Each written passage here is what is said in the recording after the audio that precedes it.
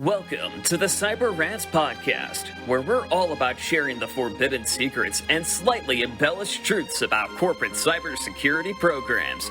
We're ranting, we're raving, and we're telling you the stuff that nobody talks about on their fancy website and trade show giveaways, all to protect you from cyber criminals.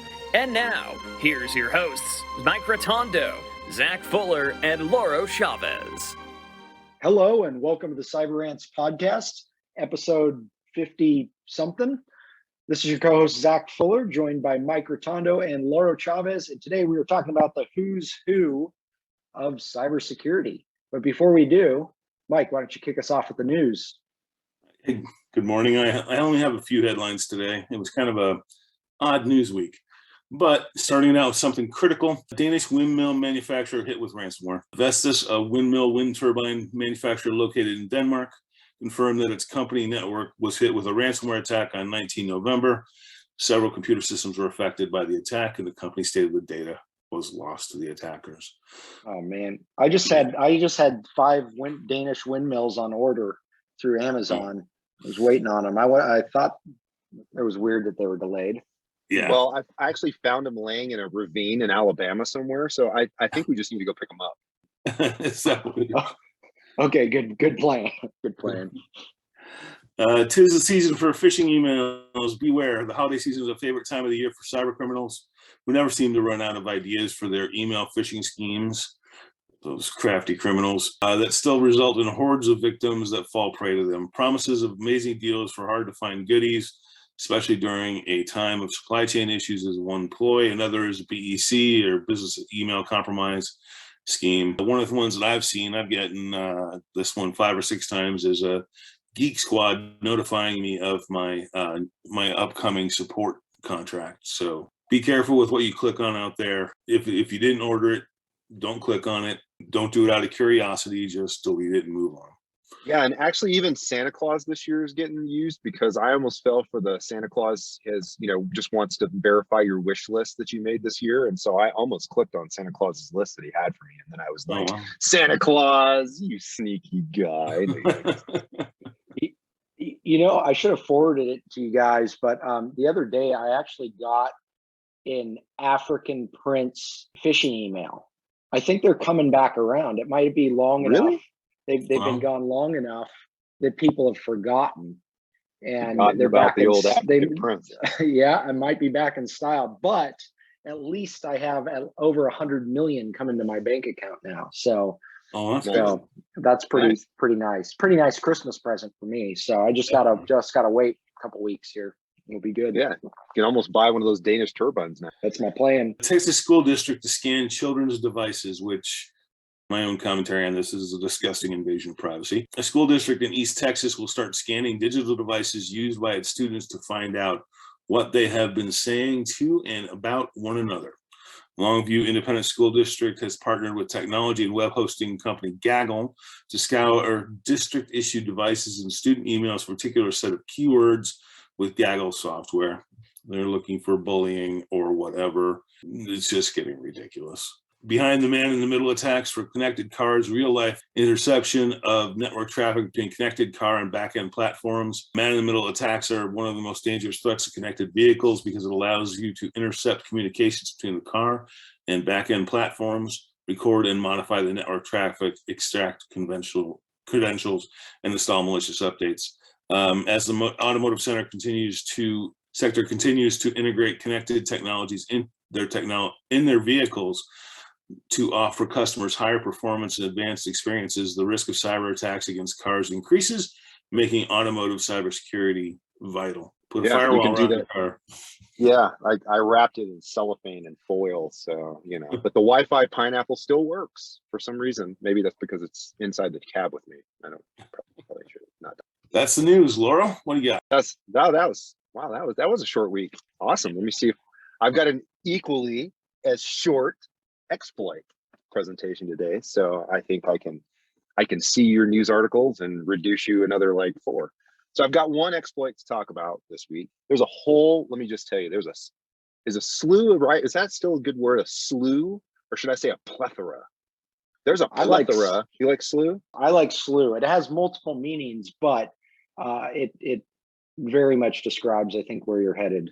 Because Yeah, I think I know who's coming up. I think I know Yeah. who's coming up, and at the and I bottom of the also slough, exactly like a muddy, gross, marshy like a slough. like a refuse runoff slew of bleh. It's WordPress. I'm not going to talk about it anymore, but look, if you're running the crapaware, you better check, because there is a slew this week. I wouldn't even bring it up if there hadn't been a slew, but we don't talk about that anymore. What I am going to talk about is the GitLab 1310 remote code execution. Okay, this is unauthenticated. Now, this has been out since the beginning of the month, okay, but I want to bring it back up because it's very obvious that this is kind of going, this is kind of settling behind the scenes, unfortunately, right? And so, as an example, all right, so Shodan, everybody hopefully knows what Shodan is.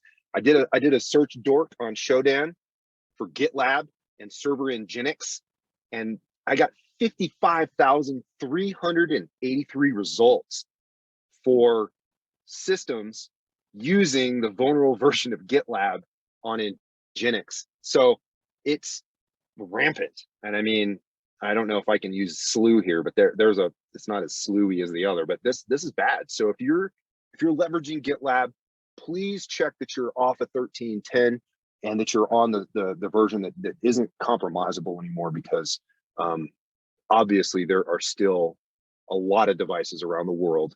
In the United States, we've got 7,300. China has the most at 17,000. So, you know, their numbers are slightly higher than ours in this case, but still 7,000 is a lot to have in the United States. They're using GitLab, and these could be very large companies, could be very small companies. So if you're running the GitLab packages for your code, or any of the work that you're doing, even if your labs are doing this, make sure that you're off of 1310. And that is it for exploitation. Zach, we talking about something today? What episode is this again? 50 something? Well, that is, I just need to clarify, a slew is greater than 10 to be precise. A slew is greater than 10. That is the Cyber Rants definition. So of a slew. So we got 55,000. We got a big slew. That's a big one. That's many times more than 10. Today, we're going to be talking about people and positions. Are we talking about you? Titles. Oh, we're not talking about people like that. I got you. Yeah, we don't get to talk about me this time, unfortunately, but we are going to be talking about that. As a reminder, all the news articles are on the podcast website at cyberrantspodcast.com, as is a form you can reach out and suggest future topics and make comments and rant and anything else you want to do. So that being said, we're going to dive right into it after a quick commercial break. Want even more Cyber Rants? Be sure to subscribe to the Cyber Rants podcast. Get your copy of our best-selling book, Cyber Rants, on Amazon today. This podcast is brought to you by Silent Sector, a firm dedicated to building world-class cybersecurity programs for mid-market and emerging companies across the U.S. Silent Sector also provides industry-leading penetration tests and cyber risk assessments. Visit silentsector.com and contact us today. And welcome back to the Cyber Rants podcast. Let's dive into it. We're talking about the who's who of cybersecurity, and I think it's important for people to understand this. What we're specifically talking about are the different roles, positions, separations of duties, and identifying who you need when. And this is important for growing organizations because you are probably started with no security professionals and grow to a point where eventually you need to start hiring. So that's what we're going to talk about today. And before we dive into some of the finer nuances, do one of you guys want to jump in and explain kind of the hierarchy of a cyber risk management team or an information security department, however you'd like to label it, and describe the various roles and who's involved? Yeah, you want me to take it, Mike? I always wait for Mike. Mike, yeah, jump in there. Yeah, why don't you run with that? I wasn't expecting to think that hard this early in the morning. Yeah, me neither. But golly, Zach, like you can't be doing this stuff to us on the fly. Like you didn't even tell us what we were talking about today. It's just, by the way. Oh, and before I jump into this, for those out there that are listening to the podcast and you're filling out that sheet, stop asking me to talk about WordPress and Microsoft. I will not I will not talk about WordPress and Microsoft. That's it. That's just, you should ask us to talk about something else. You've already brought Okay. up the names too many times. I've already dropped the names of the none-nameable too many times. We don't talk about the evil, disgusting. so all right. So the who's who of cybersecurity, right? Let's talk about what that would look like so what it looks like really today is one person with a bunch of hats. So you're driving in your car, you listen to this, you're probably like, I am the security team. Like, what security team? I am the team. And that may be typically, right, when we go into a large organization that may already have some cybersecurity professionals that are dedicated to that role. And they're not IT or finance doing that role. They've actually brought in some cybersecurity professionals. And we try to actually, state that, hey, this is kind of where you should be going. So I guess we'll start at the top. I guess it's easier that way. You need leadership. Now, typically that leadership role is in previous, places has been referred to as a chief information security officer. Okay. It can be a risk officer. It can be a risk executive. It can be a technology associate. It really doesn't matter what you name it, as long as the position is fulfilled by somebody who has directed by the company to be the leader or the focus of leadership for cybersecurity in the organization. Okay, so most cases you'll certainly have somebody that's heading the department, right? The department lead for, and it could just be a manager, right? Security manager, doesn't matter what you call it. You have to have leadership and ownership for the security program at whatever organization you're working at. Now, suspending disbelief that you're not the only one doing all this work, and perfect world, underneath the chief information security officer, you would have a couple different tracks. Okay, you're going to have your what I'll refer to as architecture and engineering silo, right? We'll get into that. Then you'll have your project management silo, right, underneath cybersecurity leadership, and then you'll also have your compliance and governance silo underneath that cybersecurity leader. So going back over, am I on track, Mike? Did I miss anything yet? Yeah, I mean, you're building out the ideal cybersecurity. Like if you had all the money in the world and you can just hire all the people, and you can attract talent that whole bit. So you got these three silos, right? You've got your architecture engineering, your project management, your compliance and governance. So let's talk about architecture engineering. That hierarchy should look like, at the bottom, you should have your security analysts, right? And those are your entry-level people that would come in, and sometimes these terms can be interchangeable, right? And it's all going to depend on your HR department, but I believe that there should be a professional development track for entry-level people, right? So if you come in, you shouldn't be an analyst for 30 years, okay? You should be an analyst until you move up to an engineer level, okay? So a cybersecurity engineer or a security engineer or information security engineer would be the next level up. Okay, and you can tier that, right? You can have analyst 1, 2, 3, and 4, and then you can have engineer 1, 2, 3, and 4, and then the next track up above engineer would be security architect. Okay, and in some places these are called domain architects, and so you may have a bunch of domain architects for the different middleware and database and everything else you got, but you should have a cybersecurity architect as well that is involved heavily in the architecture that's being deployed for the business, generally speaking, and then has the focus in cybersecurity to look at that architecture and be able to determine where risks may be introduced or where risks can be redacted. So that should be the track for architecture engineering. You start as an analyst, you move into engineering, and you move into architecture. Now, the key to that is kind of its counterpart, which is compliance and governance. I'm going to jump over to the other silo, right? So in your compliance and governance track, you have to do self-compliance, right? So you have to have compliance personnel that are looking at the business saying, okay, we made a change to production website. Did the production change follow our procedures? Did it go through the change board? Did the architecture drawing make it? Did people sign off on the change before it actually got changed in production?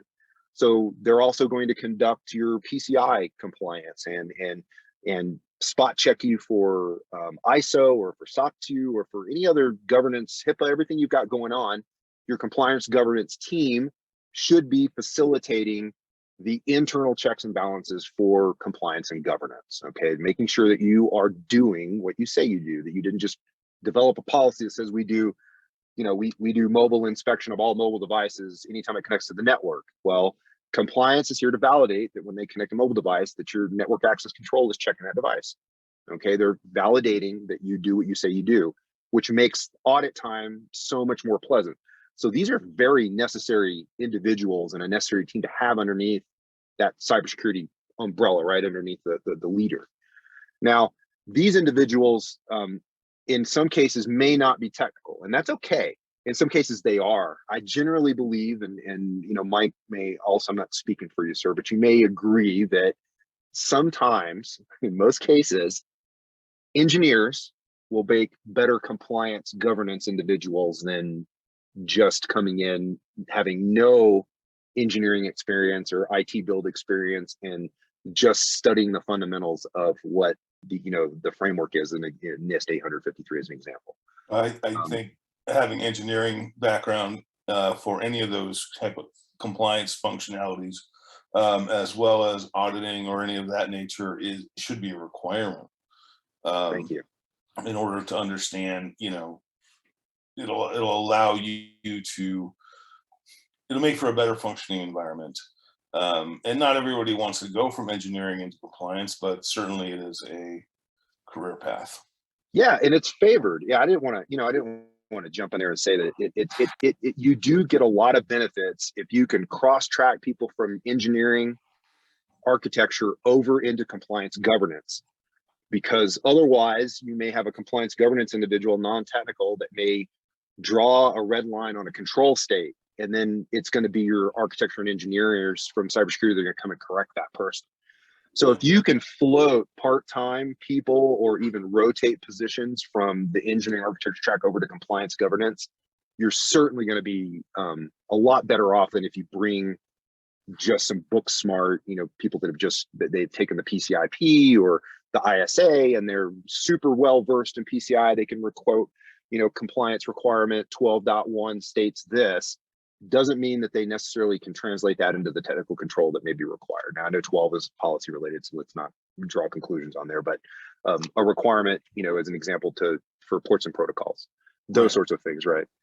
And I think the real magic of making architecture, engineering, and compliance governance work underneath this cybersecurity umbrella leadership here is going to be the middle track, which is project management. And I cannot like stand on this line harder than I am now. It's almost as hard as hating WordPress, but you need project management in cybersecurity or things will falter. There is too much going on between your compliance and governance work streams and your architecture engineering work streams to not have project management oversight for all of those deliverables and all of those projects.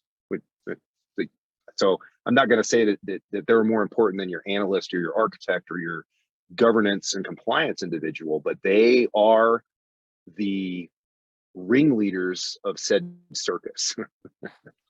Well, and a good PM is worth the weight in gold.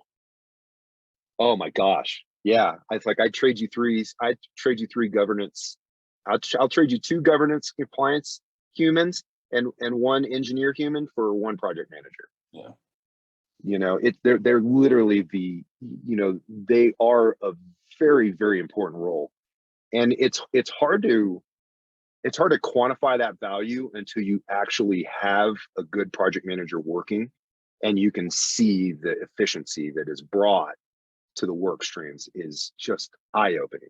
And then you get into the mode where it's just like right now, if we took everybody's internet away, people would lose their minds. But right. You couldn't pretend to tell people how valuable the internet was going to be in the 90s. You just couldn't. People were like, I'll read a paper. I like flipping through my Time magazine. I like waiting for commercials on TV. Not that YouTube doesn't have commercials now, but you could not convince how wonderful and useful this technology is going to be. The same in project management. You don't realize how useful and beneficial these individuals are until you get them in your shop and they start working for you. And then you have to figure out how you ever lived without them. And so we have one of those individuals. And so I can speak from experience that, Claire, our project manager is a saint. She is the if I will, godsend to our work streams, right? Because it has helped so much. And we've been in places, Mike, where we've not had project management and we've suffered in corporate America. And then we've also seen the benefits when they do prescribe project management, how much easier those deliverables are to achieve when you've got But that. we've also seen the downside of bad project managers. Well, of course. I mean, you got to have a good project manager. You can't. Yeah. So yeah, It's a two-edged sword, but you got to find a good one. Barney Fife in there. So you might say there's a slew of people involved in a complete cybersecurity department, obviously in a perfect world. So appreciate you sharing that. Kind of the ideal. I think it's important to see the vision for a larger, more mature organization that has the resources to build this. But let's talk about those that don't.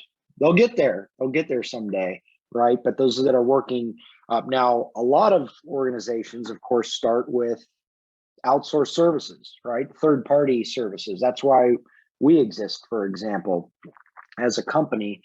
People will bring us on before they can have a security department and a fully staffed, multi-million per year expenditure type program going. They can bring on a company like ours, right? So a lot of times that's the first step for organizations. Well, I should back up a little bit. A lot of times the first step is to kind of try to figure it out yourself. Maybe they have a small IT department and they kind of put the tasks on them and say, hey, try to figure this out, try to get us compliant, try to get it done. That usually results in bringing in a consultant or a third-party service provider or something along the lines.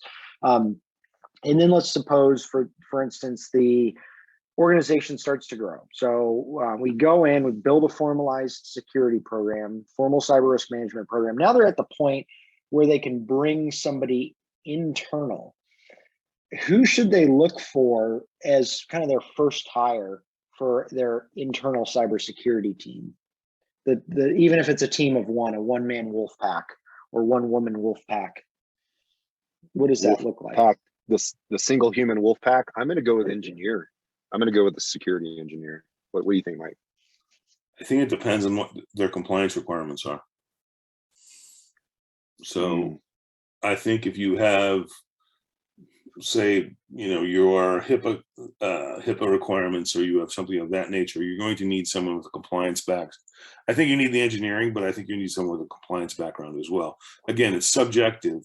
Ideally, engineering first, but you may need someone with a compliance background as well. Yeah, if you're like embedded in HIPAA or something like that, then yeah, it would, or PCI, it would be beneficial to bring in a compliance and governance individual that's well versed in that framework.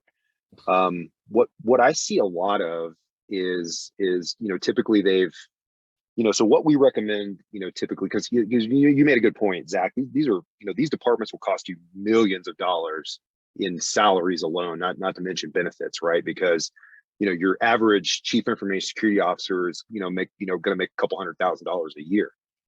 And your architects are going to be, below that. And then your engineers, I don't think you're going to have anybody on your team making less than 80 grand at this point, right? So it's going to get very expensive. So typically what happens is leadership for cybersecurity has been double delegated to another leader that already exists. So the IT manager, he's now the chief information security officer, right? He's been given that title because they don't have the money to hire another person. And then IT people will get also the double pseudonym of IT analyst / security analyst, right? And that may work for a while too. And so, like you said, Mike, it's subjective. What are your real initiatives and goals that you need to meet, and what human is going to better serve that role for you? If you've got enough engineering in house that's really good and you could leverage that, then maybe Mike, in that case, maybe the compliance governance person is perfect. They can cut through the requirements, translate them effectively to IT. IT can implement those requirements, right, and translate that to a control state. So yeah, in that sense, it makes a lot of like practical sense to spend your money in that place.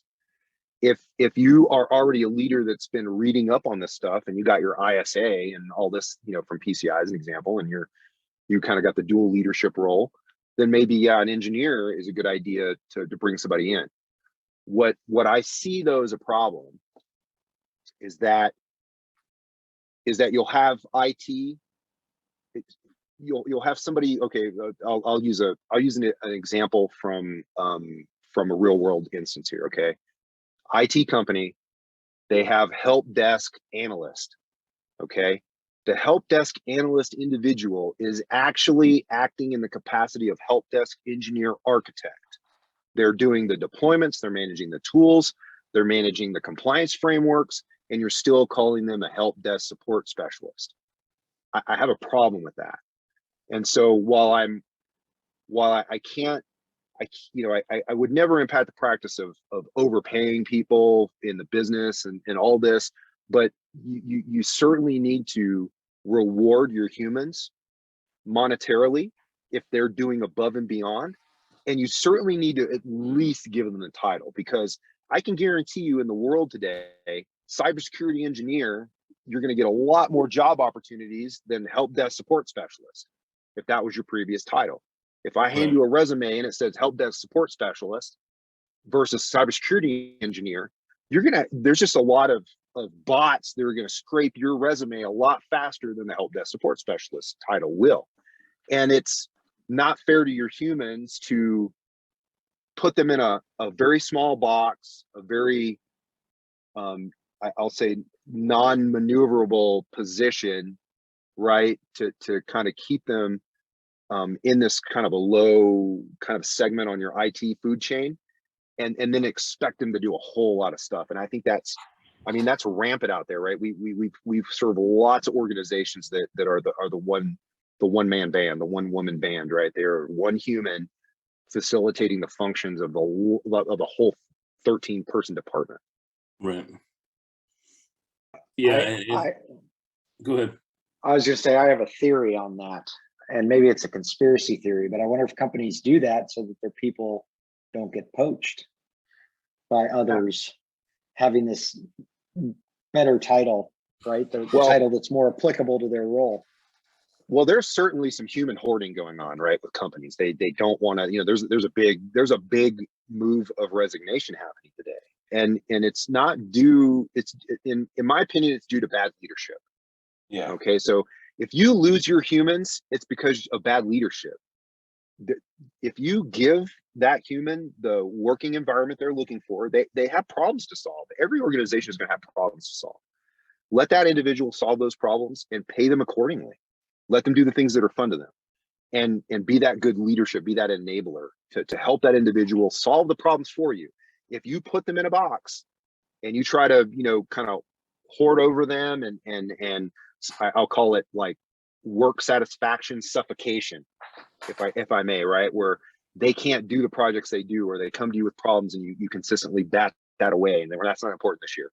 Well, you're going to lose that person regardless of what title or pay or you've given them. So you could give them $1 million a year and isolate them in a box where they can't do their job, and they'll still leave. So to your point, Well, Zach, maybe I not think for they're $1 getting million. hoarded. Well, They might stay. Yeah, they might stay. I might sit in the basement with my red stapler for $1 million a year. I can't say I wouldn't. I can't. I guess that's a lot of money. I'd be like, is there a job that might actually hire me to sit in the basement and do nothing for $1 million? Maybe.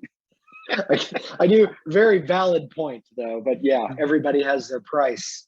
Everybody has their price. Well, as an example, okay, look, I worked for a defense contractor at one point, and I got paid a lot of money to do this defense contract work. Okay, and I had this project that I had to get done in a year. Okay, so they're paying me to put in these pieces of equipment at military installations. Well, I got it done in like 5 months. Okay, it didn't take me 12 months. It took me 5 months to do it. They would not give me, they refused to give me any other projects for the year. I asked in writing probably half a dozen times for new work. The defense contractor would not give me work. So I surfed the internet for another, 7 or 8 months before I got a new project. It drove me mad. Actually, I actually kind of threatened to quit several times. And I stayed on the premise of, well, we have a new project coming next week, which will put you on it. And then of course, a week and a month would go by. The only thing that saved me was the code red worm. If you remember this, so this dates me, right? Not that you couldn't look at my picture, and Mike and I and not date us anyway, right? You can always tell Mike's older than me, but I'm just kidding, Mike. Anyways, but the code red came out and attacked the military installation that I was at, and I got pulled in by OSI to help facilitate a forensic investigation and stop the attack. That was the only thing that saved my bacon for staying at that government contractor, because I was ready to leave. I actually had job offers, and after that I did leave, largely because they could not keep me engaged at work. They couldn't. They refused to give me another project. And so I wasn't making $1 million a year. And Zach, to your point, I probably would have stayed if I had been making $1 million a year. But they were spending all that money on the $1 million hammer at the time and not on their personnel. So You know, keep in mind that there are motivators, and we all know this, for IT people to be IT people beyond money, right? So we want to do the job. We want to satisfy this need. We want to go ahead and solve problems and fix things and do our cybersecurity work. And, you know, and so money is not always the answer when it comes to cybersecurity resources. no, fulfillment of work. You know, I think you got to feel good about the work that you do. So getting paid $1 million to sit in a basement, I mean, yeah, you're going to go stir crazy. Yeah, Let's talk. I'd use that $1 million to start a cybersecurity company while I was working in the basement. There you go. There you go. Put it to use. Well, hey, let's talk about one more thought before we jump off here. For the organization that starts to build out their cybersecurity team, will you touch a little bit on when you start implementing separation of duties between IT and cybersecurity, what that looks like? I know, there's a lot of overlap, especially can be for a growing company, but at what point do you have the IT team kind of let go, so to speak, from the cybersecurity and maybe compliance matters? Well, they'll never really let go, because you still need the IT teams to do a large majority of the work, right? You may have security engineers assist in building, like hardened operating systems for IT to deploy. Or you may have security engineers managing security tools like the vulnerability scanner, right? That doesn't mean that IT didn't build it for you and get it positioned for you so that you can use it. So IT still has to be super ingrained in the process. What I think really provides that separation is that the security individuals will come in and they'll digest the governance frameworks and say there has to be separation of duties. And what that kind of falls down to is change management. And so now IT, says, oh, we got to patch this Windows server. We're going to patch it and it'll be done, right? And that may sound like a simple task. It's the same as let's deploy a new Windows or Linux system and publish it to the internet. That may sound like a normal task. Change management comes in with cybersecurity and says, okay, did we do risk impacts on this change that you're making? Did you make sure that you've listed backup plans for if you roll this code change in prod and it blows something up that you can roll back? Have you identified rollback plans for this? Have you identified risk impacts? So, not that the IT security, because the IT teams are like, sometimes they're frustrated with IT security because at first it can be a rocky road. But essentially what they're trying to do is provide that separation of duties so the IT is not making changes without the thought process or the change review by a greater group of individuals. Okay, the change board, right? The advisory board or a change board would include, other leadership tiers as well as cybersecurity to come in and weigh and say, okay, this change that you're doing looks great because this business unit needs it, but you're going to be installing a version of Apache that's vulnerable to a 0-day. And IT may not know that. And they're like, wow, that's weird because the client in finance told us that we had to be using this version of Apache to host their tool. So that is where the security review and the separations of duties with change management and deploying changes is going to kind of save your bacon so that IT, because, IT is, they're cooking in the kitchen. Okay. Waiter says, look, these people want a steak, medium rare, get it to me fast. And so you're trying to please the customer by getting that steak out fast. And, once in a while, it might get dropped on the floor and picked up and put back on the plate. And the customer is unbeknownst to this, right? And what has to happen is IT security has to be there to say, okay, we'll scrub that steak. We'll put another steak on. We'll tell the server to let the people know it's going to be 1 more minute. We want to make sure that their steak is done just perfect. So we'll have you wait just 2 more minutes. And so you kind of, you alleviate this process of giving a dirty floor steak to the customer by having somebody back there say, look, we drop a steak. I know you're trying to produce it as fast as you can and as efficiently as you can for the customer, but let's pause for a second and understand what's safe and what risk is assumed by the organization by making this change. And so I think that's where separations of duties really plays its role, because IT still has to do a lot of stuff. They still have to run the technology, but they have to do so with the understanding that change has to flow a certain way, and that change has risk impacts that need to be analyzed by cybersecurity. Well, if that steak is on the ground for less than 5 seconds, it's still good. Yeah, I agree. I think that rule applies in cybersecurity, right? Yeah, I mean, my thought is if I drop the steak on the floor, I eat the steak that I drop. I don't give it to the customers. I'm like, well, that'll be my lunch. I've been standing here. My shoes are relatively clean. So I rinsed it off and I threw it back on the grill. It's fine. It's not going to hurt me, but I'm not going to give it to a customer. I mean, that's just if you come to my restaurant. Very well said. Very well said. Well, any final snarky remarks, ideas, words of wisdom before we jump off? Stop using WordPress. No, that's just common sense. That's just common sense. Yeah, it's like, don't look down at the street while you're walking close to street signs. If you're going to hire people, make sure that you are, and Michael backed me up here, make sure you're putting your money where it's most needed. And if you can't afford cybersecurity professionals, but you have individuals being dual rolled in cybersecurity and IT, it's honestly better for that human, for their morale, and for the job that they're doing, to go ahead and title them appropriately. Okay. Doesn't mean you got to give them more money, but you need to give them the title for what they're doing. It's going to make them feel better about the work that they're doing and the part and the role that they're playing in your organization. So make sure that you're treating those humans well. And in return, I think you'll find the return on investment, most certainly.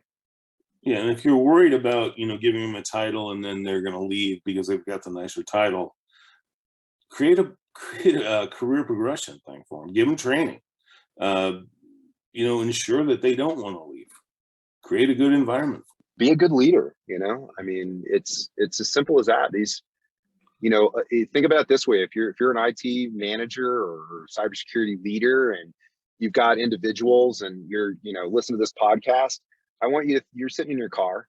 I understand. I see you. And that's a very nice shirt, by the way. But I want you to ask yourself one question: if everybody left tomorrow, all of your people, could you do the job that they do? Could you step in there and do all of those jobs? If you can't, then you rely on those people. You need those people. You need to act accordingly. You need to treat those people accordingly.